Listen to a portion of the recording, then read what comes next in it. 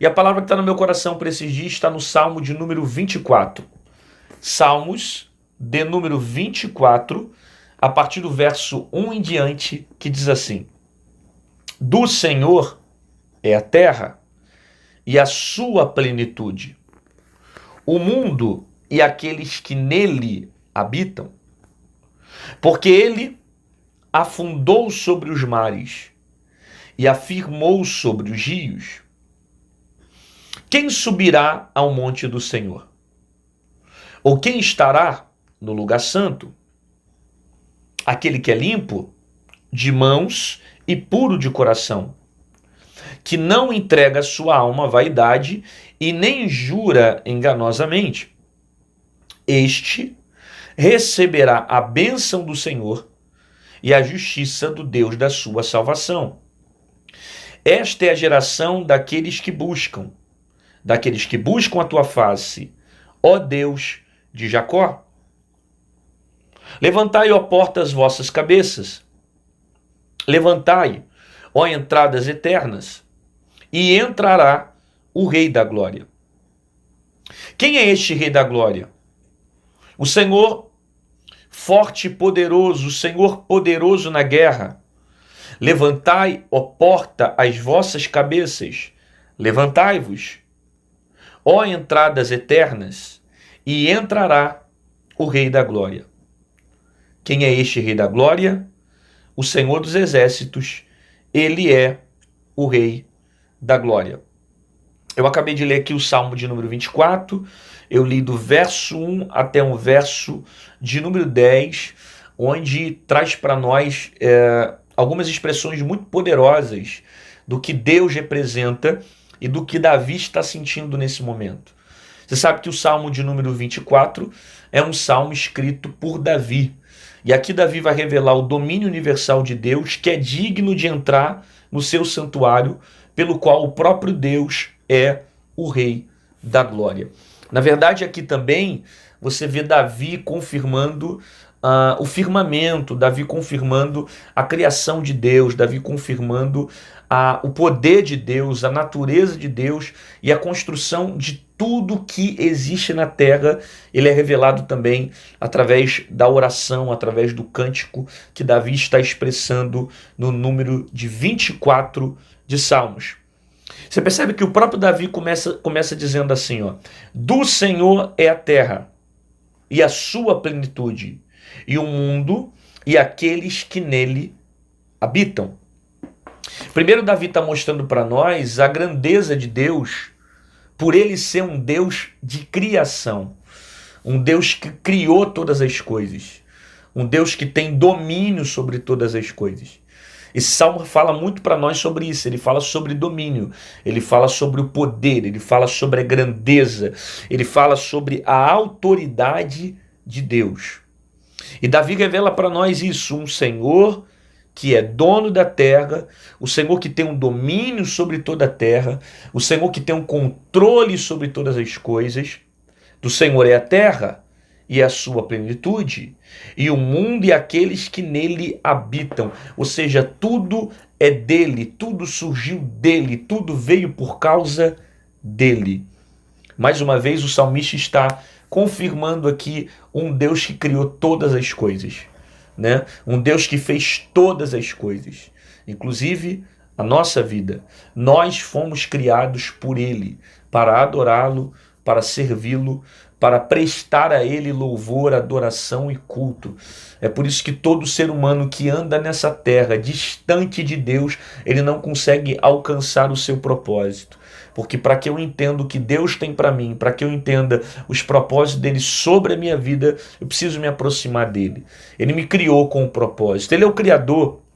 Ele fez todas as coisas, foi ele que me deu força, foi ele que me deu vida, foi ele que me deu saúde, foi ele que me deu vigor, foi ele que te deu força para levantar nesse dia, foi ele que te deu saúde para você conseguir fazer seus afazeres, suas atividades, né? Tem gente que está saindo agora para a faculdade, outros que estão indo para a escola. Quem é que te dá essa energia? Quem é que te dá esse vigor? Quem é que te dá força para você vencer as adversidades, as crises, as dificuldades do seu dia a dia? É o próprio Deus. que é o Criador de todas as coisas. Então o Salmo de número 24, você percebe que ele está aqui só consolidando o que Deus revelou a Moisés em Gênesis no capítulo de número 1. No princípio criou Deus o céu e a terra era sem forma e vazia. Deus sendo o criador de todas as coisas, e tudo que existe só passou a existir por causa dele. E sem ele, nada do que existe existiria ou teria sentido, porque tudo só passou a existir, ter sentido nessa vida por causa do próprio Deus. Então Davi diz: do Senhor é a terra e a sua plenitude, do mundo e aqueles que nele habitam, porque ele fundou sobre os mares e firmou sobre os rios. Aí você vê mais uma vez Davi confirmando Gênesis capítulo 1 em diante. Quando o próprio Deus fala sobre a separação das águas, quando o próprio Deus fala sobre a construção de tudo que existe no mundo, porque ele fundou sobre os mares e firmou sobre os rios. Quem subirá ao monte do Senhor? Ou quem estará no seu lugar santo? Quem pode chegar até o local de Deus? Quem pode chegar até a presença de Deus? Quem pode subir até o lugar alto onde o Senhor habita? Aí ele responde, o próprio Davi pergunta e responde. Quem subirá ao monte do Senhor? Aquele que está no lugar santo? Quem subirá ao monte do Senhor? Ou quem estará no seu lugar santo? Aí ele diz, aquele que é limpo de mãos e puro de coração, e que não entrega a sua alma à vaidade, e nem jura enganosamente. Aí Davi mostra para nós que para a construção desse relacionamento, de se achegar a Deus, de se aproximar de Deus, eu preciso ser puro de coração, eu preciso não estar com a minha alma presa a certas vaidades da vida. É o que o salmista está dizendo para nós. Aquele que é limpo de mãos, puro de coração, e não entrega a sua alma à vaidade, e nem jura enganosamente. Ou seja, aquele que não mente, aquele que não trai, aquele que não atua no engano. Segundo, aquele que é limpo de mãos. Terceiro, aquele que é puro de coração. Né? Então, se eu quero construir um relacionamento de intimidade com Deus, eu preciso ser puro de mãos, eu preciso ser limpo de coração, eu preciso não jurar enganosamente. Olha algumas características que ele está dando aqui sobre santidade, né? Porque santidade é um mecanismo pelo qual eu me relaciono com Deus. É através dela que eu me aproximo de Deus. Inclusive, santidade é algo tão latente para a nossa vida que até no Novo Testamento isso é exigido pelo próprio Cristo. Né? O próprio Jesus nos ensina, os próprios discípulos falaram sobre isso. Seja santo assim como eu sou santo. Ou seja, é o próprio Cristo nos incentificando a viver uma vida em santidade. A Bíblia diz em Hebreus que sem santidade ninguém verá a Deus. Né? Então são características que me aproximam de Deus. E Davi está falando coisas aqui que trazem esse sentido de viver uma vida em santidade. Andar puro de coração, né? Não ser influenciado pela maldade, não ser influenciado pela iniquidade, não ser influenciado pelo pecado, não viver com um sentimento de rancor, de iniquidade, de pecado, sentimentos que me distanciam do propósito de Deus. Então, seja puro de coração e seja limpo de mãos. Eu só posso ser limpo das mãos se o meu coração for puro. Porque para que as minhas mãos consigam viver limpas, eu preciso purificar o meu coração. Até porque eu só toco naquilo que o meu coração deseja. Então o problema é que muitas das vezes as pessoas querem se relacionar com Deus, mas não querem limpar o seu coração. Às vezes você quer se relacionar com Deus, mas você não quer fugir daquilo que te afasta de Deus. Sabe? De fato Deus te ama da forma como você é.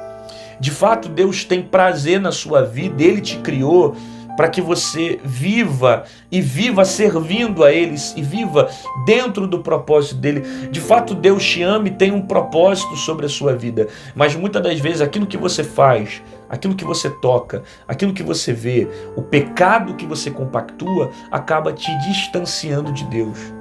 Aí você fica com as suas mãos sujas, com o seu coração contaminado, prejudicando então o seu relacionamento com Deus. Se eu quero me relacionar com Deus, se eu quero viver uma vida de experiências com Ele, Se eu quero ter mais intimidade com Deus, eu preciso limpar minhas mãos. Eu preciso restaurar meu coração. Eu preciso fazer com que esse coração fique puro e não ser contaminado pelos sentimentos maus dessa vida. Talvez você está ouvindo essa palavra e tem um monte de coisa que está contaminando teu coração.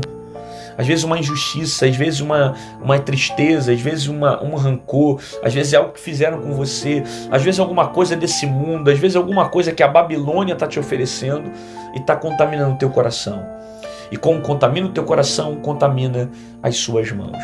E às vezes esse pecado que você está vivendo, ele está te afastando de viver um relacionamento verdadeiro e intenso com Deus. Aí Davi diz para nós, aquele que é limpo de mãos, ok? Aquele que é puro de coração, aquele que não entrega a sua alma à vaidade e nem jura enganosamente. Isso aqui é algo interessante porque enganar ou mentir é o oposto da natureza de Deus, né? Porque Deus não mente, Deus é a verdade. O próprio diz, eu sou o caminho, a verdade e a vida, né? Ele não mente, ele é a verdade. Então, quem vive no caminho do engano, quem vive no caminho da mentira, quem vive enganando? O próprio diabo. E se eu procuro viver na mentira e no engano, eu vou me distanciar de Deus. Por isso que Davi está dizendo, aquele que vive jurando enganosamente, aquele que vive mentindo, aquele que vive dando uma palavra e não cumpre, aquele que vive numa vida corrupta, aquele que vive simplesmente mentindo, isso vai impedir ele de ter um relacionamento mais profundo com Deus. Então, se eu quero construir esse elo de intimidade, eu preciso fugir daquilo que desagrada a Deus. E a mentira é uma delas. Quem sabe você está mentindo por coisas pequenas. Quem sabe você está mentindo por coisas tão bobas. E às vezes é uma mentiria como essa que está distanciando você de Deus. Às vezes uma mentira no trabalho, às vezes uma mentira na escola, às vezes uma mentira na faculdade, que você acha que não tem nada demais, e você vai falando, vai vivendo, vai dizendo. E essas coisas simplesmente vão te afastando de Deus. Porque se eu quero subir no lugar alto do Senhor, se eu quero me relacionar com Deus, eu preciso ser puro de coração, eu preciso limpar as minhas mãos, eu preciso não viver uma vida de engano. Porque Deus é a verdade. E Ele não gosta da mentira, Ele repudia a mentira. Aí Davi continua dizendo para nós, aquele que é limpo de mãos, puro de coração, que não entrega a sua alma à vaidade, nem jura enganosamente, esse receberá a bênção do Senhor e a justiça da sua salvação. Então, guarda isso que eu vou dizer para você. Tudo que você renuncia nessa terra tem uma recompensa. Todo tipo de renúncia que você pratica, ele gera para a sua vida uma recompensa. Por mais que muitas das vezes a renúncia seja difícil, porque renunciar nunca é algo muito bom. Às vezes a nossa carne quer fazer alguma coisa, às vezes a nossa carne tem outros desejos. Só que quando eu decido não ouvir a voz das minhas emoções, não ouvir a voz da minha carne, não ouvir a voz do meu eu, para ouvir a voz do Espírito, quando eu decido obedecer, quando eu decido renunciar o mundo, o pecado e os meus desejos, eu vou ter lá na frente uma recompensa. Por isso, guarda isso. Nenhuma renúncia é em vão. Nada do que você renuncia nessa terra é em vão. Tudo que você renuncia vai ter um resultado fazendo você chegar dentro de um grande propósito. Por isso que você não deve parar agora e nem desistir agora, mas permanecer renunciando, resistindo, porque lá na frente essa renúncia vai gerar um resultado para a sua vida. Vai gerar bênçãos para a sua vida.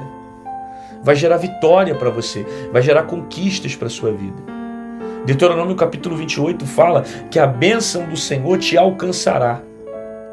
Alcança aqueles que estão em obediência. Aqueles que obedecem, a bênção do Senhor te alcançará. Mas aquele que desobedece, aquele que quebra princípios, ele vive as consequências da desobediência. Então você precisa entender que toda renúncia tem uma recompensa. Você nunca sofre por sofrer, você nunca vive por viver. Tudo que você passa vai te levar até um resultado. É por isso que Davi segue dizendo isso para nós. Ele fala: este receberá a bênção do Senhor e a justiça da sua salvação. Isso aqui são as recompensas daqueles que renunciam à maldade no coração, o pecado sobre as mãos, aquele que renuncia ao engano, aquele que renuncia à mentira, experimenta isso, a bênção do Senhor e a justiça da sua salvação. O resultado ele vem mediante a renúncia que eu estou entregando para Deus. Aí ele segue dizendo,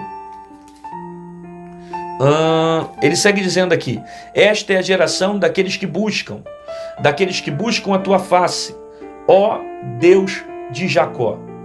Então você percebe que Davi, além de estar aqui afirmando a criação de Deus, o poder de Deus, afirmando o relacionamento com Deus, afirmando como se relacionar com esse Deus, ele fala para nós também isso aqui, que essa é a geração daqueles que buscam, e daqueles que buscam a tua face, ó Deus de Jacó. Ele afirma, dizendo a importância que ele tem de buscar o Senhor, e que essa geração vai se relacionar com Deus. Por isso, levantai portas as vossas cabeças, levantai entradas eternas, porque entrará o Rei da Glória. Deus sempre quer se relacionar com você. Deus sempre quer, é desejo dele se manifestar sobre a sua vida. Mas para que o Rei da Glória entre na sua vida e mude a sua história, você precisa abrir as portas. Enquanto você não abre as portas do coração, você não vai ver o Rei da Glória reinar dentro de você. Isso não significa que ele não quer. Isso não significa que ele não tem interesse. Ele quer se relacionar com você. Mas ele vai esperar você abrir a porta.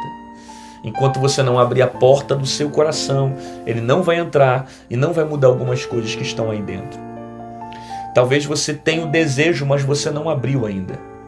Talvez você fala que quer, mas ainda não teve a decisão. E é preciso não só querer, mas abrir a porta do teu coração, para que o Rei da Glória entre e mude toda a sua história. Então, que é um conselho?